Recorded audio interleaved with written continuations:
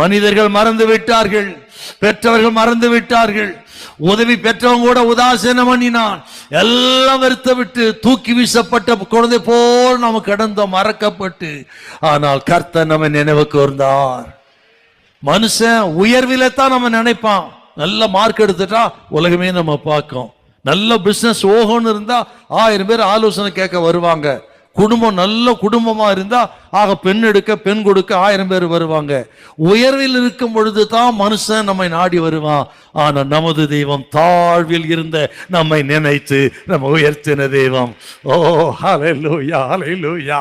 கர்த்தர் சொல்றார், இன்றைக்கு ஒருவேளை தாழ்வில் இருக்கலாம், நீங்க வெறுமை இருக்கலாம், ஒரு வீடு கூட இல்லாம இருக்கலாம், சொல்றது ஒண்ணு இல்லாக்கலாம். இந்த வருஷம் முடிவதற்கு முன்பாக உங்கள் தலைகளை உயர்த்தி உங்கள் முகங்களை எல்லாம் பிரகாசிக்க பண்ணுவார். கர்த்தர் உங்களை கைவிட மாட்டார். ஹல்லேலூயா. எந்த வருஷம் இல்லாத அளவுக்கு இந்த வருஷத்துல தான் நிறைய வீடுகளை பிரதிஷ்டை பண்ணியிருக்கிறோம்.